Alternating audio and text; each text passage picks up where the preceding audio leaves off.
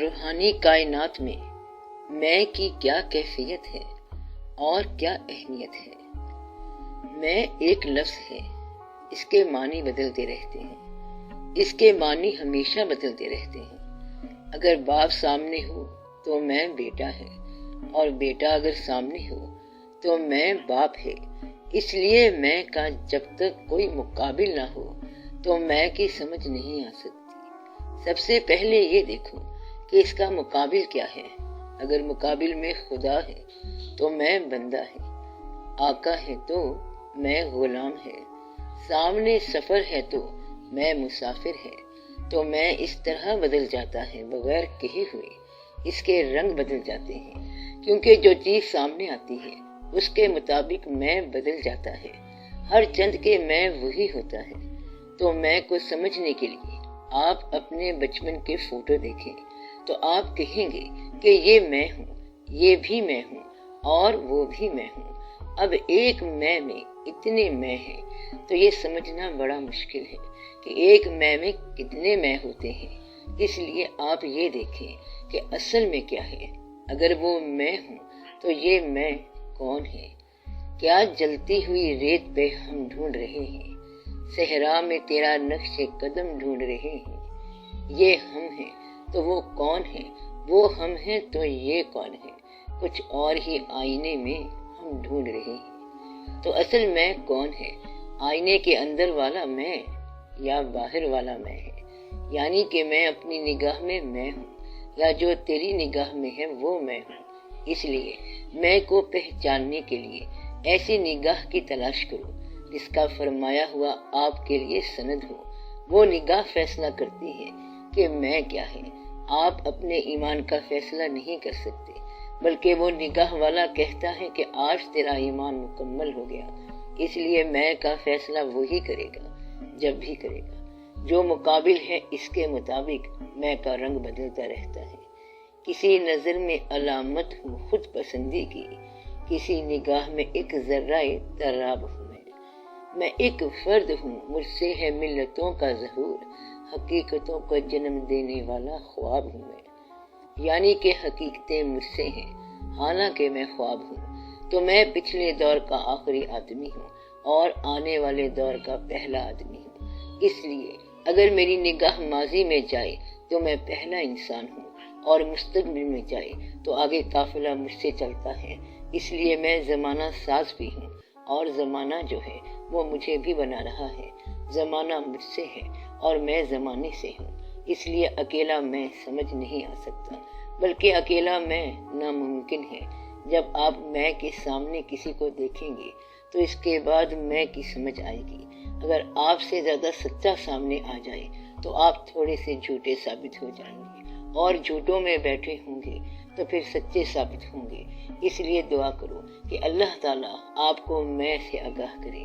ہمارا ایک کالم بھی تھا میں اور میں کے عنوان سے، تو پتہ کرو کہ اصل میں کون ہے۔ آپ کے اندر بے شمار میں ہیں، اور ہر بار یہ بدلتے رہتے ہیں۔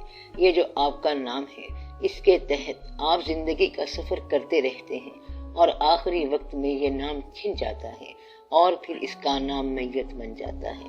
پھر نام کوئی نہیں رہتا۔ کہتے ہیں کہ اس میت کو دفن کرو، کوئی کہتا ہے کہ میت کیا ہوتی ہے، اس کا پورا نام لو، یعنی ڈاکٹر فاروقی، مگر وہ کہتے ہیں کہ یہ تو میت ہے، تو نام واپس لے لیا۔ پیدا ہونے سے پہلے بھی نام نہیں ہے، صرف پیدائش سے موت تک نام ہے۔ نہ اس سے پہلے کوئی نام ہے اور نہ اس کے بعد کوئی نام ہے، آگے یہ بے نام ہے۔ تو روح کا نام نہیں رکھا جا رہا۔ روح جو ہے وہ روح ہی ہے، وہ امر ربی ہے۔ روح کا نہ کوئی باپ ہوتا ہے، نہ ماں، نہ بہن۔ کیا کوئی اور سوال ہے؟ اس سے پہلے کہ بادل آئے اور برسے، آپ لوگ اپنے اپنے گھروں کو جائیں۔ دعا کرو کہ اللہ تعالیٰ آپ کو سلامت رکھے اور آپ کا ذوق سلامت رکھے۔ گھبرانا نہیں، بلکہ چلتے چلے جانا ہے، یعنی کہ چلنا ہی اس سفر کی منزل ہے۔ بس چلتے جاؤ، چلے ہو ساتھ تو ہمت نہ ہارنا ہرگز، کہ منزلوں کا تصور میرے سفر میں نہیں۔ اس سفر میں منزلیں نہیں ہوتی، بلکہ سفر ہی سفر ہوتا ہے۔ سفر کے بعد بھی سفر ہے، آپ چلتے جاؤ۔ اقبال نے کہا ہے کہ ہر ایک مقام سے آگے مقام ہے تیرا، حیات ذوق سفر کے سوا کچھ اور نہیں، بس چلتے جاؤ۔ اب دعا کرو، یا رب العالمین رحم فرما، آسانیاں عطا فرما، آمین۔ صلی اللہ تعالی علی خیر خلقہ بنور عرشہ سیدنا و مولانا حبیبنا و شفیعنا محمد و آلہ و اصحابہ اجمعین برحمتک یا ارحم الراحمین۔ مجھے لگتا ہے کہ جو غلط کام میں نے کیے ہیں ان پر ندامت آنا کم بات ہے، توبہ بھی کم ہے۔ جب ایسے مقام پر انسان پہنچے جہاں وہ اپنی توبہ پر استقامت نہ کر سکے تو اس کا طریقہ علاج یہ ہے کہ تو اپنی توبہ کرتا جا، کہ اگر موت آ جائے تو اس وقت تو گناہ کی طرف جاتا ہوا نہ پایا جائے بلکہ توبہ میں پایا جائے، تو حالت گناہ میں نہ پایا جائے بلکہ حالت توبہ میں پایا جائے۔ تو بچت کا راستہ تو یہ ہے کہ ندامت کا قرب مل جائے اور موت آ جائے تو اس آدمی کی بخشش ہو جاتی ہے۔ ندامت میں مرنا اصل بخشش میں مرنا ہے، اس لحاظ سے نادم ہونا کوئی مایوسی کی بات نہیں ہے۔ کہتے ہیں کہ اگر 1000 بار کوئی غلط کام ہو گیا ہے اور 1000 بار تم نے توبہ کی ہے تو پھر 1001 مرتبہ توبہ کرو۔ نفس کا یہ طریقہ ہے کہ وہ بار بار گمراہ کرتا ہے اور آپ کا طریقہ یہ ہو کہ بار بار توبہ کر لیں۔ وہ اپنے کام سے باز نہیں آتا، آپ اپنے کام سے باز نہ آئیں۔ کسی نے حضور پاک صلی اللہ علیہ وآلہ وسلم سے پوچھا کہ یا رسول اللہ صلی اللہ علیہ وسلم، ہم اپنے دین سے کیسے محبت کریں؟ تو آپ صلی اللہ علیہ وسلم نے برملا جواب عطا فرمایا کہ جس طرح دنیا دار دنیا سے محبت کرتا ہے، دنیا دار کوئی موقع نہیں چھوڑتا اپنی دنیا بنانے کا، تم کوئی موقع نہ چھوڑو دین کی طرف جانے کا۔ تو کیا سوال تھا اور کیا جواب تھا؟ اگر آپ نے نیت صحیح کر لی ہے تو یہ بھی بڑی بات ہے۔ جب کبھی ایسا کام ہو کہ آپ نے کوئی نیک منصوبہ بنایا تو یہ بھی ممکن ہے کہ آپ نے وہ منصوبہ ایک مبالغے کے طور پر بنایا ہو، تو آپ کسی بڑے نیک منصوبے کی بجائے کوئی چھوٹا نیک منصوبہ بنائیں۔ فی الحال آپ یہ کریں کہ ہر روز کسی کو 10 روپے دے دیا کریں۔ آپ کسی بڑے منصوبے کی بجائے کوئی چھوٹا منصوبہ بنائیں۔ مثلاً کسی غریب آدمی کو ایک روز کھانا کھلا دو، اس میں کوئی منصوبہ نہیں چاہیے، کوئی واقعہ نہیں چاہیے، اور اس طرح آپ کا کام آسان ہو جائے گا۔ آپ بات سمجھ رہے ہیں؟ تو آپ کا ایک منصوبہ تو بن گیا۔ اگر آئندہ جمعرات کو آپ آئیں تو پیسے لے کر آنا تاکہ کسی ضرورت مند کو دے دیں۔ اگر نیت بن گئی ہے تو فی سبیل اللہ ابھی جا کے تقسیم کر دینا، آپ پر سے یہ قرض اتر جائے گا۔ یہ اس لیے ہے تاکہ منصوبے میں دیر نہ ہو۔ کیا آپ خیرات کرنا چاہتے ہیں؟ کیا خیرات کر سکتے ہیں؟ کیا آپ کے پاس مال اویلیبل ہے؟ تو آپ 100 روپے سے لے کر 125 روپے تک خیرات کر دیا کریں، کر ڈالا کرو۔ لمبے منصوبے نہ بنانا، بس تھوڑی سی رقم ہے یہ تو کسی کو دے دو۔ اگر کچھ نہ بھی کر سکو تو چاول لے کے چیونٹیوں کو ڈال دو، اس طرح منصوبہ پورا ہو جاتا ہے۔ بعض اوقات یہ نفس کا جال ہوتا ہے کہ وہ ایسا منصوبہ بنواتا ہے جو پورا نہ ہو سکے، اس لیے بڑا منصوبہ نہ بناؤ کہ میں چاہتا ہوں کہ ایک ایسی لائبریری بنائی جائے جو اسلامی تفکر کی ہو، اس میں نفس کی شہرت چھپی ہوتی ہے، تو مت بناؤ ایسی لائبریری۔ اس لیے چھوٹا سا کام شروع کرو۔ مثلاً کسی غریب کو 100 روپیہ دے دو، زیادہ دے دو، ہفتے کے ہفتے، اگر تھوڑے لگتے ہیں تو روز دے دیا کرو۔ جتنی آپ کی مالی استعداد ہے اتنا دے دیا کرو۔ تو منصوبہ اپنی استعداد میں رکھو، پھر مایوسی نہیں ہوگی۔ اگر آپ کو ندامت ہو جاتی ہے تو یہ اچھی بات نہیں کہ آپ ہی منصوبہ بنائیں اور ندامت بھی کریں۔ اس طرح یہ ایک پورا عمل بن جاتا ہے کہ منصوبہ بنایا اور پھر ندامت ہو گئی۔ عمل حالانکہ پورا ہے تو آپ کیا کریں؟ وہ سوچیں جو کر سکیں۔ کچھ نہیں کر سکتے تو سجدہ کر دیں، دن ہے کہ رات ہے سجدہ کر دیں۔ آپ یہ تو کر سکتے ہیں، بس اگر سجدہ کر سکتے ہیں تو آپ یہ سمجھیں کہ آپ کی نیکی بحال ہو گئی۔ جو آدمی سجدہ کر سکتا ہے وہ گمراہ نہیں ہو سکتا۔ سجدے کا یہ مطلب ہے کہ یا اللہ تیرے پرانے احسانات کا شکریہ اور آنے والے احسانات کے لیے درخواست ہے۔ تو سجدے کا مطلب صرف اتنا ہے، اس لیے یا اللہ یہ سجدہ قبول فرما۔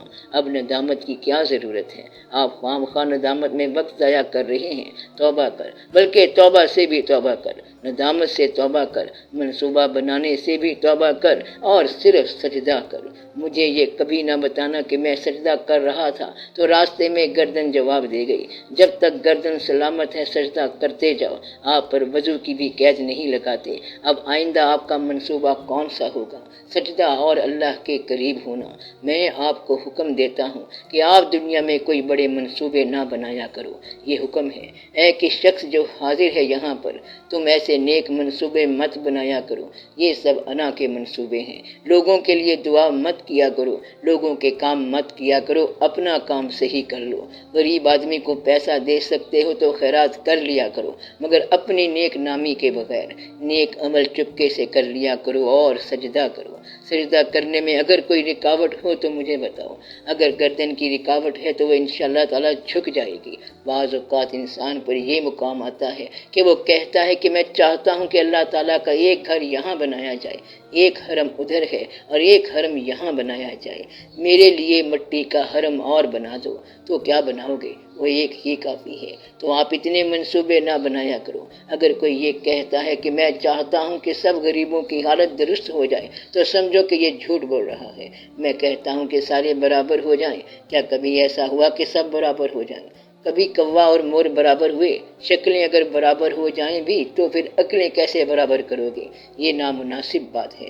برابر نہیں ہوں گی، خیر بھی رہے گی، شر بھی رہے گا، کافر بھی رہے گا اور مومن بھی رہے گا، چھوٹا بھی رہے گا اور بڑا بھی رہے گا۔ یہ اللہ تعالیٰ کے کام ہے کہ کسی کو بلند پیدا کیا اور کسی کو پست پیدا کیا، تو نہ قد برابر ہوں گے، نہ شکلیں برابر ہوں گی، نہ عرفان برابر ہوگا، نہ ذہن برابر ہوگا اور نہ رسائی برابر ہوگی۔ ایک کلاس میں پڑھنے والے الگ الگ نمبر لیں گے، اس میں مزاج کی کیا بات ہے؟ حالانکہ سب مل کے بیٹھنے والے ہیں۔ ایک گھر میں پلنے والے جو ہیں، کوئی میٹھا کھاتا ہے اور کوئی نمکین کھاتا ہے۔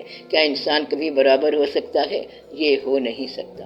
ورنہ اللہ تعالیٰ خوراک کا ایک ہی آئٹم پیدا کرتا، اس نے بے شمار آئٹم پیدا کر دیے۔ تیری مرضی گوشت کھا اور تیری مرضی کچھ اور کھا، تو اس نے جس طرح کا بندہ پیدا کیا اس طرح کی چیز پیدا کر دی۔ تو یہ ہے مزاج کی بات۔ تو اللہ تعالیٰ نے ورائٹی پیدا کر دی، وہ تو ایسی ورائٹی پیدا کرتا ہے کہ یہاں پر انسان الگ الگ رہے گا، اکٹھا نہیں ہوگا۔ تو سبزی کھانے والے اور ہیں، گوشت کھانے والے اور ہیں۔ شیر مر جائے گا مگر گھاس نہیں کھائے گا، اور گھوڑا مر جائے گا مگر گوشت نہیں کھائے گا۔ تو یہ برابر کیسے ہوں گے؟ اللہ نے فرمایا ہے کہ فطرت کے اندر ہر آدمی اپنے عمل میں مقرر کر دیا گیا ہے، ہر آدمی اپنی شکل کے اندر رہن رکھ دیا گیا ہے، اب وہ باہر نہیں نکل سکتا۔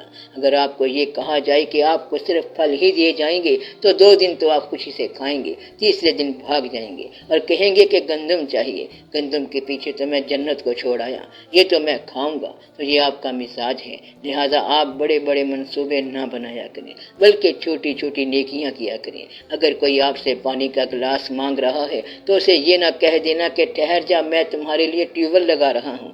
تو اس غریب کو آپ پانی کا گلاس دیں، نہ کہ ٹیوب ویل لگا کے دیں۔ اس لیے بڑے منصوبے کی بجائے چھوٹا سا نیک منصوبہ بہتر ہے۔ سجدہ کرو اور خیرات کرو، خیرات ضرور کر ڈالا کرو۔ اگلی دفعہ جب آؤ گے تو پوچھوں گا کہ کتنی خیرات کی، چپکے سے بتا دینا کہ آپ کی نمائش نہ ہو۔ لیکن اگر کسی ایسی نیکی کی نمائش ہو تو کیا فرق پڑے گا؟ ایسی نیکی کا چرچا اچھا ہے۔ آپ یہ خیال نہ کرنا کہ اس سے نفس مضبوط ہوگا۔ اس کا آپ یہ بھی کر سکتے ہیں کہ پیسے جو ہیں وہ کسی ناواقف کو دیں، ابن السبیل کو دیں، ذوی القربہ اور یتامہ، تو ویسے ہی پابندی ہے آپ پر۔ آئندہ آپ ناواقف کو دیں گے نا، اس طرح آپ کا مسئلہ حل ہو جائے گا، پھر آپ کو کوئی ندامت نہیں رہے گی۔ فقراء کہتے ہیں کہ انسان یہ کرتا ہے کہ وہ پہلے گناہ پر فخر کرتا ہے، اس کے بعد وہ خاموش ہو جاتا ہے، پھر اسے گناہ برا لگتا ہے، اس پر وہ تائب ہو جاتا ہے، اور توبہ جب قبول ہو جاتی ہے تو گناہ کی یاد ختم ہو جاتی ہے، اور جب گناہ کی یاد ختم ہو جائے تو توبہ سے بھی توبہ کر لو۔ پھر بار بار توبہ نہیں کرنی، بار بار توبہ دراصل گناہ کو ریپیٹ کرنے والی بات ہے۔